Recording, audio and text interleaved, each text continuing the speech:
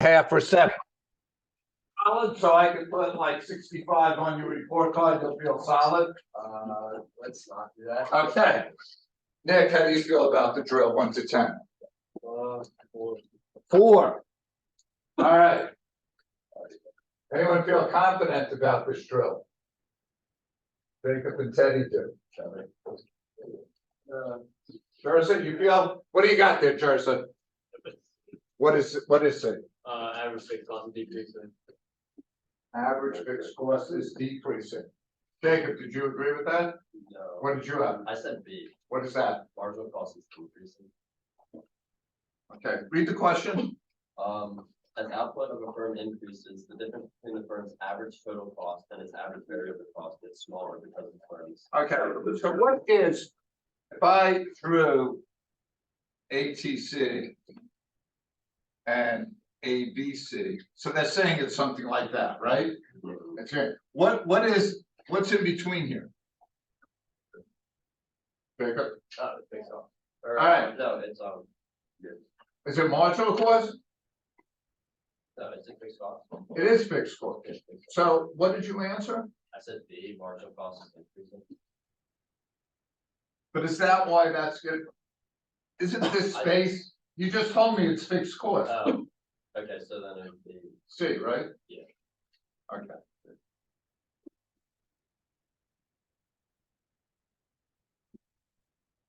All right, just review from the past. Who's in charge of prayer, Ronan?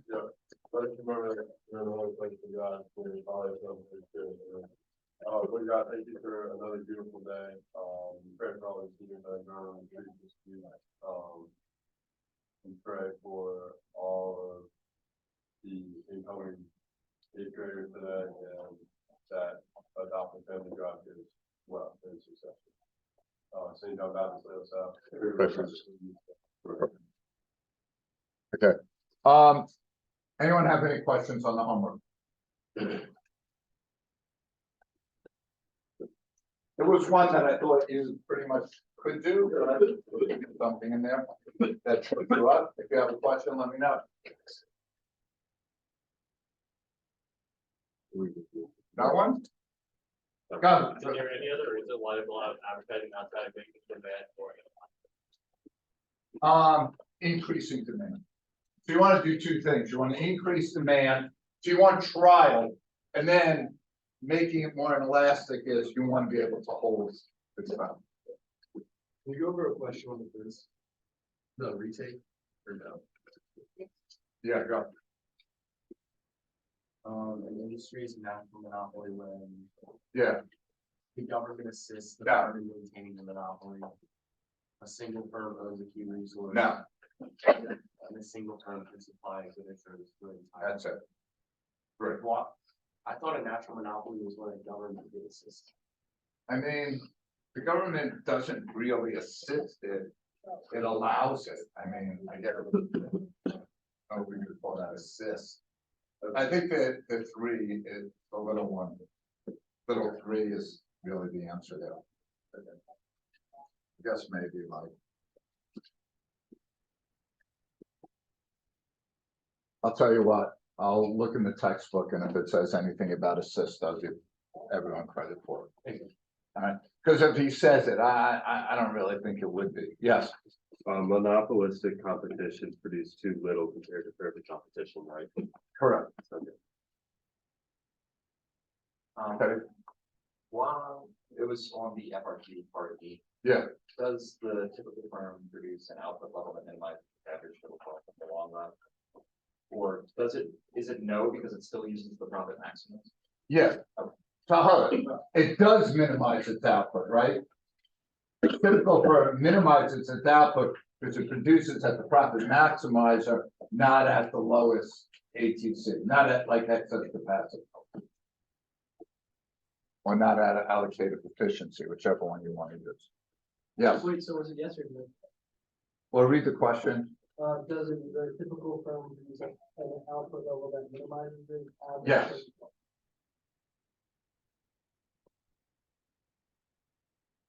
Any other questions? All right, just pass them up then. Yes. Oh, I bring it to you. Like that. What? So go, you should have went to Best Buy, bought a new printer. Alright, both of you, just send it to me now. Yeah, there is somewhere, right here. It's probably one of the best staples. When you staple it, you'll say, wow, that's a great staple. Isn't there a great feel to that staple? Yeah, I like pressing down on it. Yeah. Hey, Trev. All right, for those of you who were on retreat and took the quiz for the first time yesterday, I'll do redos Friday before and after school. Okay, so if you were on retreat and yesterday was your first, shot at the quiz, you do get a redo Friday before and after school. For the people going on retreat and missing the graphing quiz, I'll probably let you make it up. Let's go shoot. Yeah, we could do Monday before or after school. Yeah. Is that good for everyone? No? Not for me, I'm not gonna do that. Okay.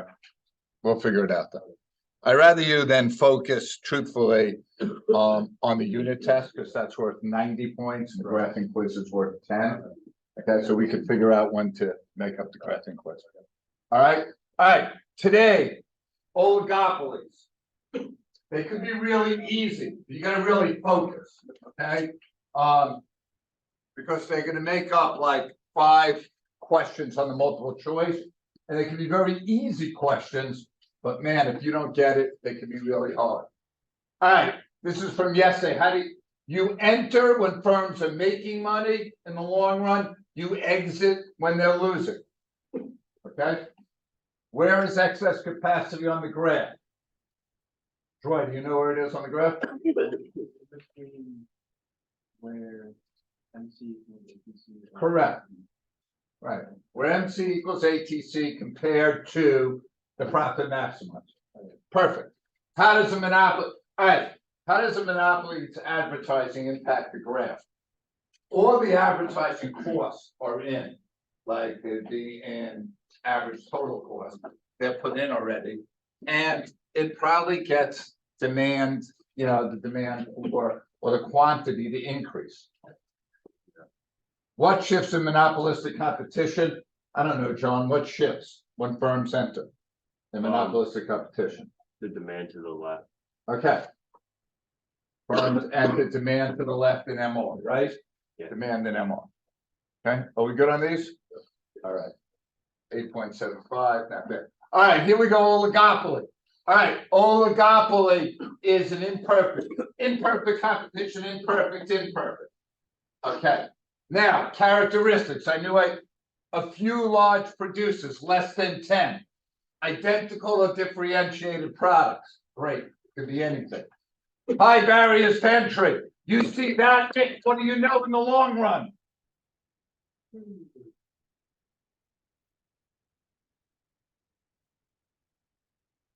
There is economic profit because it's hard for people to come in. So if you're making money, you're going to say control over price. Graphic, Sam, if there's control over price, what do I need?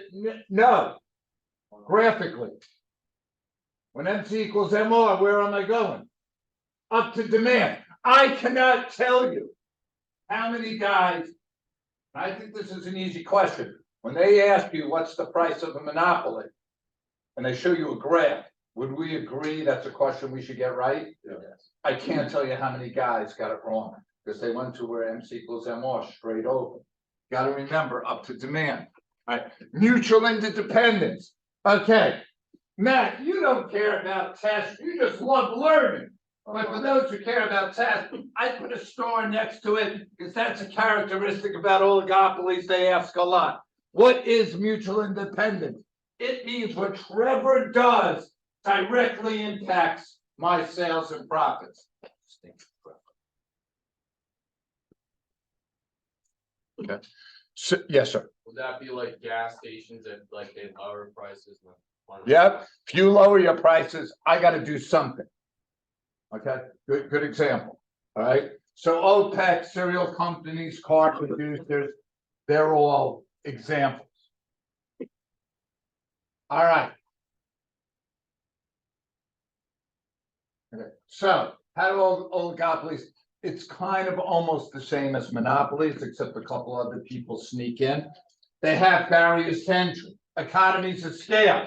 Christians think of economies of scale. Man, that's a downward ATC curve. Good thought. Okay.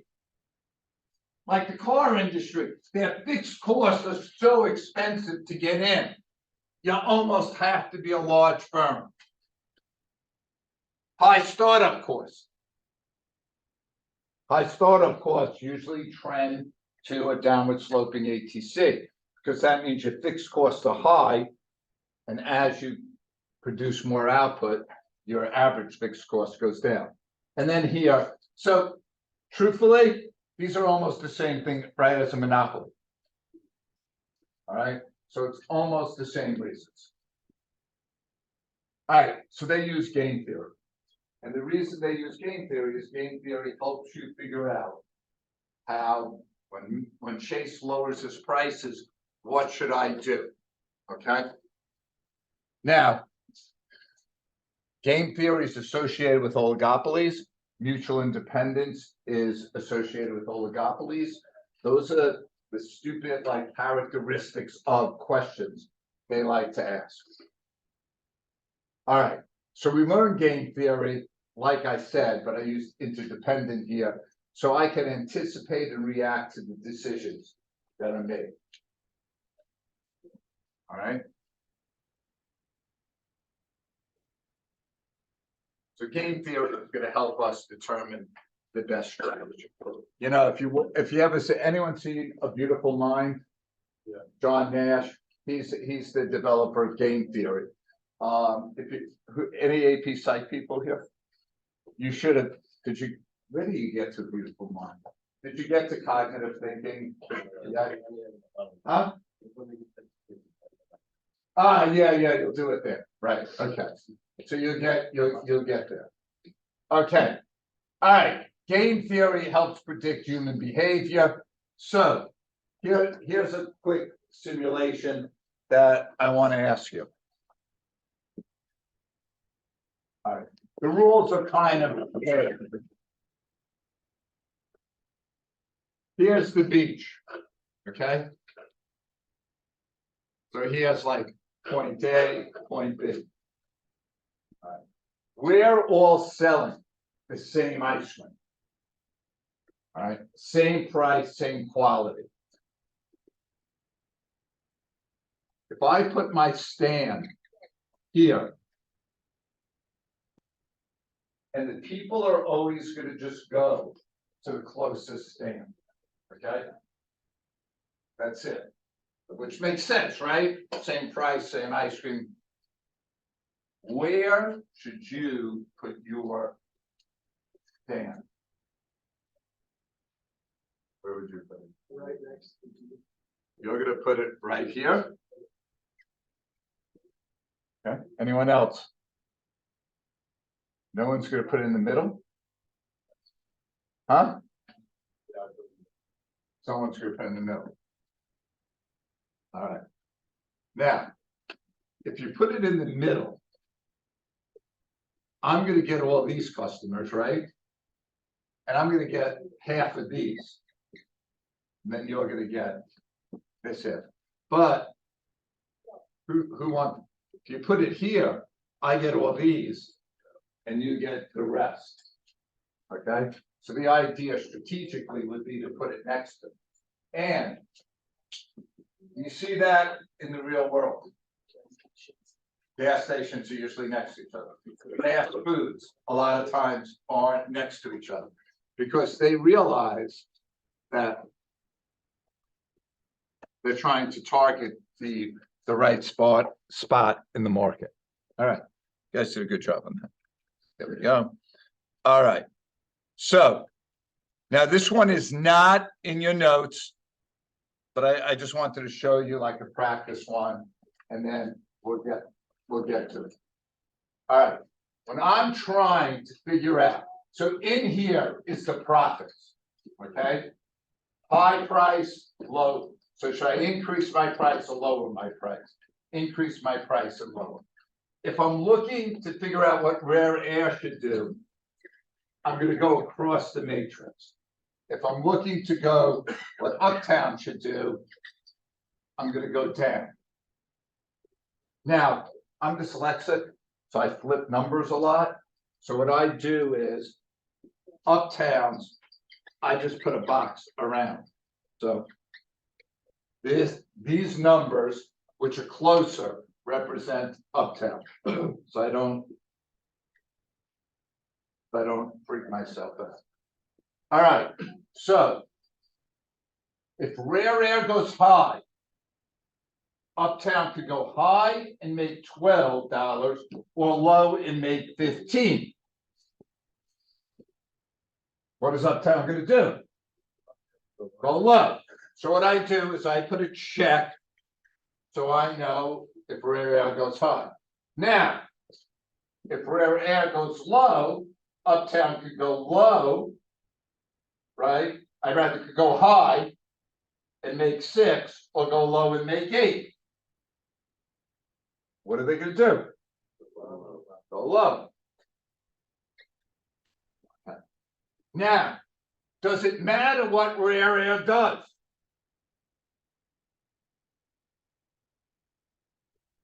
Oh, what is Uptown doing no matter what? They're going low, right?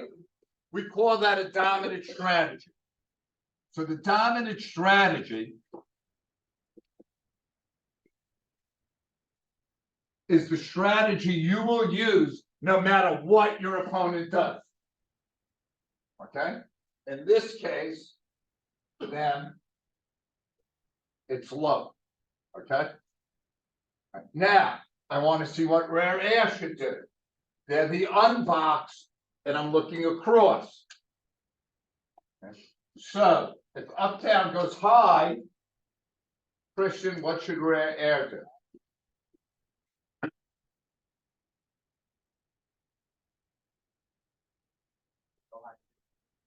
If they go high, they make 12.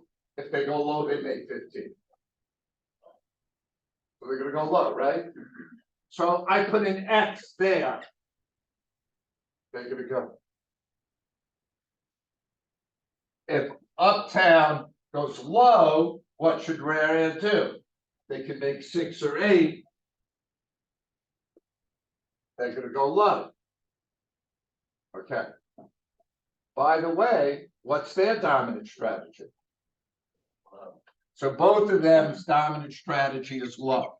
Does that have to happen? No. All right. So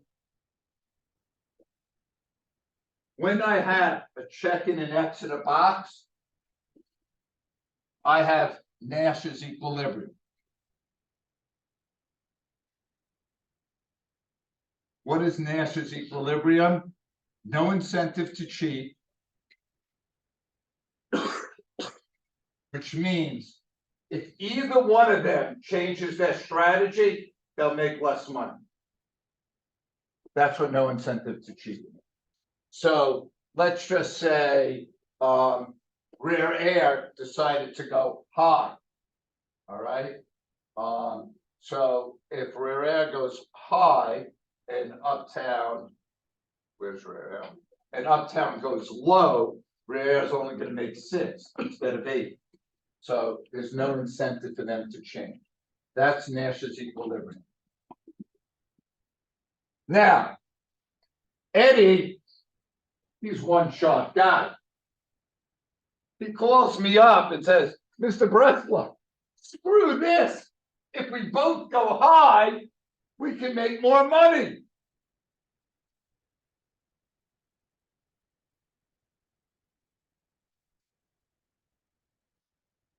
So me and Eddie decide we came to Calvert Hall, we don't have integrity.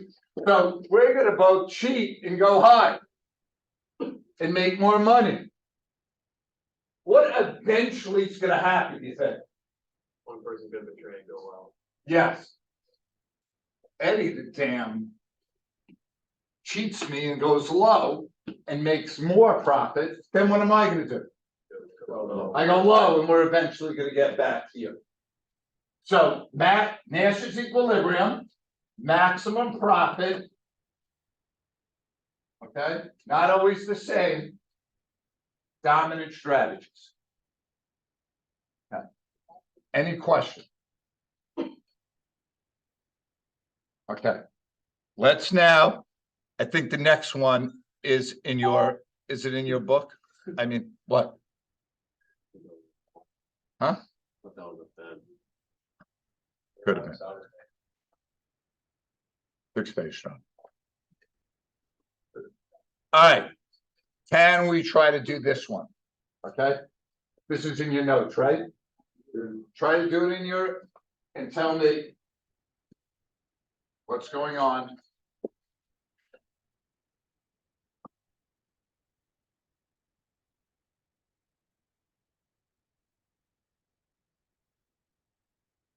The blue numbers go with the blue firm. Firm one.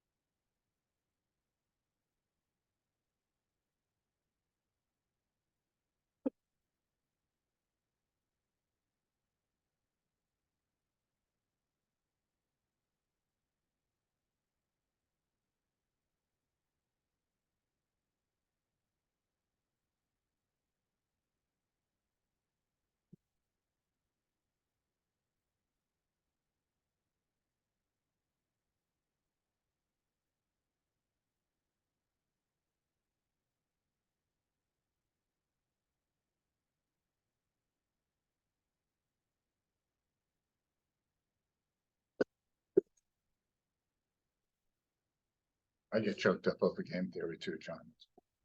It's quite emotional. You good? You know what you're doing? Mr. President? Yeah. Are these firms only trying to maximize profit? Oh, yeah. So they don't care if the other firm makes more money? No, no. All your, yes, when you're making a decision like here, between 50 and 100, you're just looking at your 100.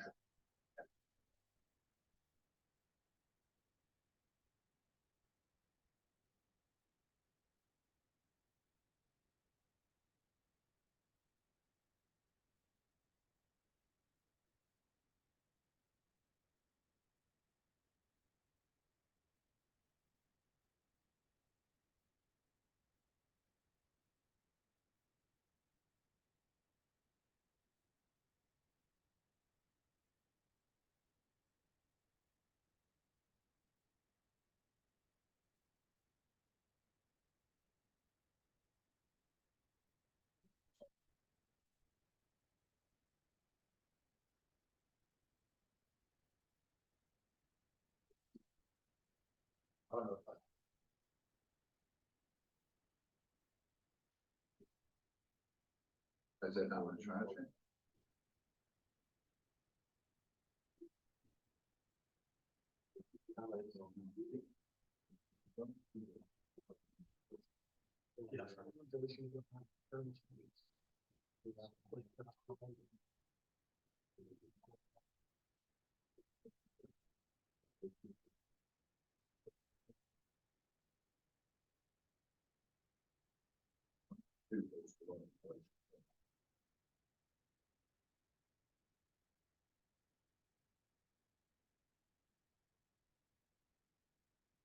You said it.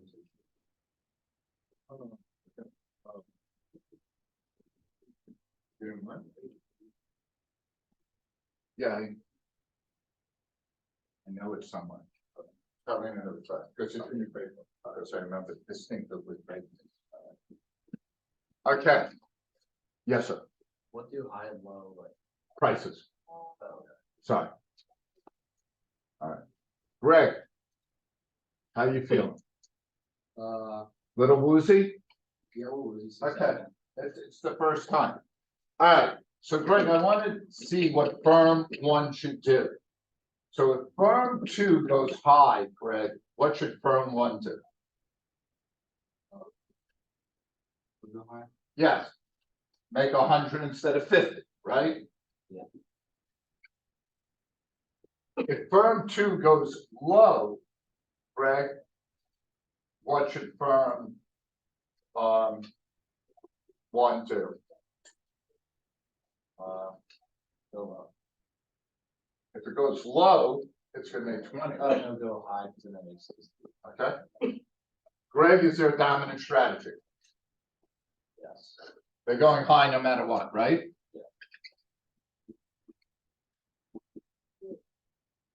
Okay. Any questions on that? Okay. Christian, now I'm gonna look across at the red.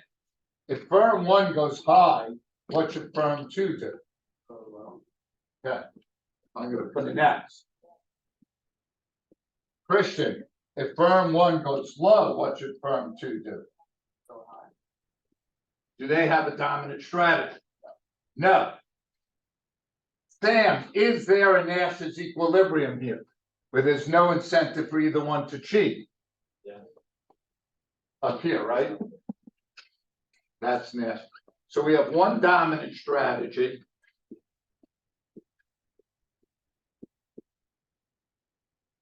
Now. Is everyone good so far? Go, Jacob. How do you find like nasty for it? Checking an X in a switch. Oh, okay. Now. Can we predict what firm two is gonna do? Even though they don't have a dominant strategy in this situation. Yeah. Who said yes? Okay, Jacob, top. Cause you know that firm one's always gonna go high, they should always react according to that. So firm one is gonna go high, right? So firm two, then Jacob is gonna go Low. low. So you're gonna end up being here, right? In Nash's equilibrium. Okay. Questions? If there is an example of like both of them not having a dominant strategy, but there is an active equilibrium, can you still predict that they're going to go to an active equilibrium or not? No, if both of them don't have a dominant strategy, you can't predict. Okay. Let's try another one, okay?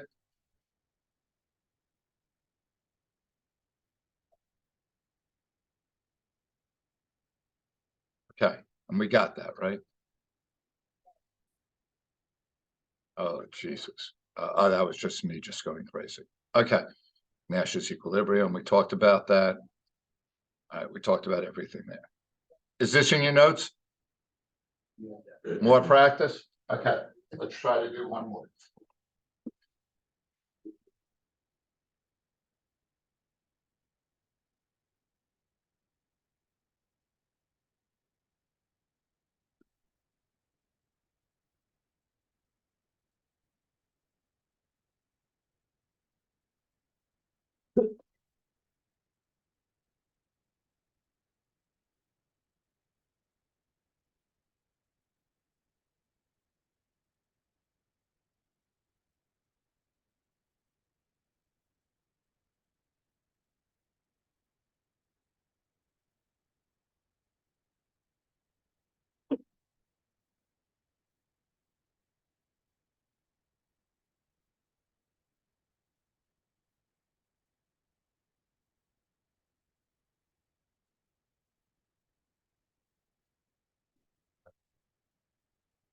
All right.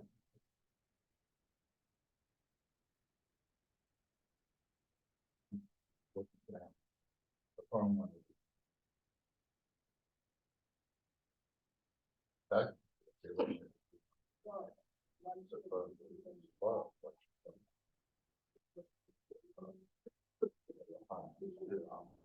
Yeah. Look at the numbers. Firms who go low.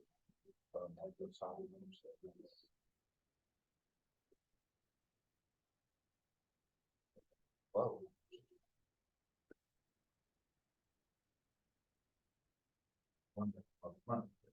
Okay.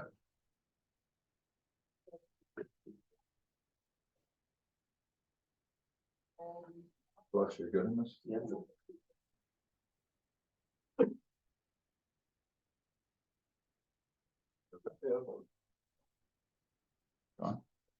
Think so.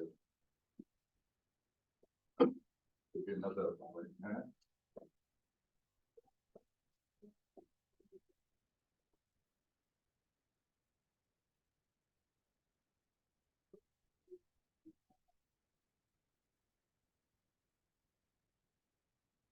Yeah, these are high prices or low prices, high prices or low prices.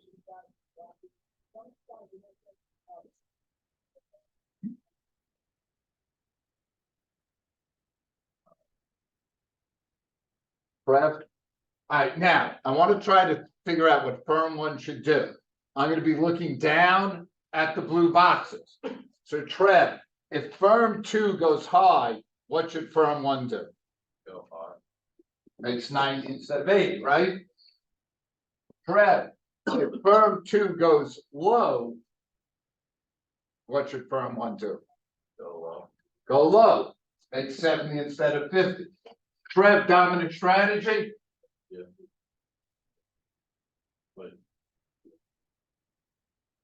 No, right? One high, one low. Okay? All right, John, now I'm looking at firm two, which is the unboxed ones going across. If firm one goes high, John, what should firm two do? Go low. And make 60 instead of 40, right? Yes. Okay, I'll put an X there. If firm one goes low, John, what should firm two do? I'll go high. No, go low, go low, Which one? go low. Go low, make 80. John, does firm two have a dominant strategy? Yes. It's low, right? Yes. Okay. Nash's equilibrium, where a check and an X is here, no incentive to cheat. Okay. Any questions on how we got any of them? Will there ever be, situation where they would not naturally equilibrium? I don't think so. I don't think so. But, all right, let's try to. Did I have one more in there? Do I have this one in there for you? Multiple choice? Yeah. Okay.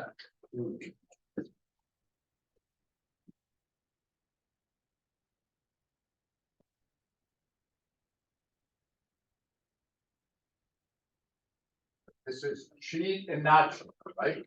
And again, that's how much money they would make if they did. Be mine. It's 10, 5, 25, and 20. Okay, these would be the numbers closest to this. 10, 5, 25, and 20, if you want to put a box. That's B mine.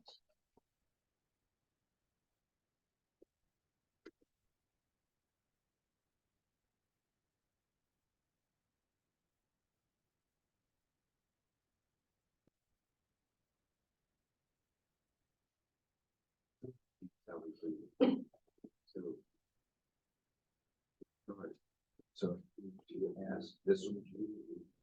So this one, what is that? So G. B and I.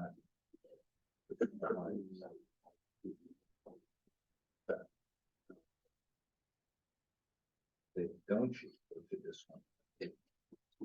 That, so I said that was right. Oh, okay. Now you get to go across for the other company and the unbox number.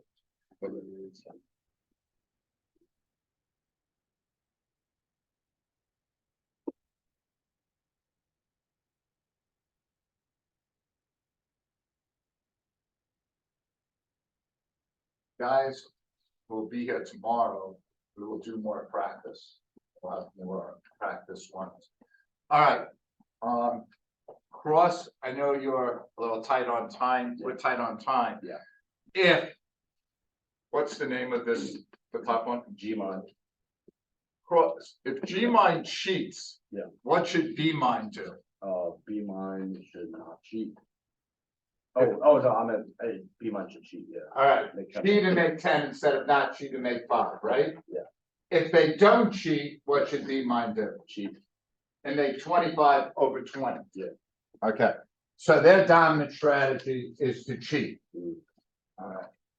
Jacob, if B mine cheats, what should G mine do? Making 20/5. Greg, if B mine decides to not cheat, what should G mine do? They should not be. But it's 25. No, the 25 goes on the not cheat. You're right, not cheat. Okay, alright, so one has cheat as a dominant, one had not cheat as a dominant, right? So the answer would be what? Okay. Alright. Alright, fill out your slips. If you have any questions, come up and see me. We will do more practice tomorrow.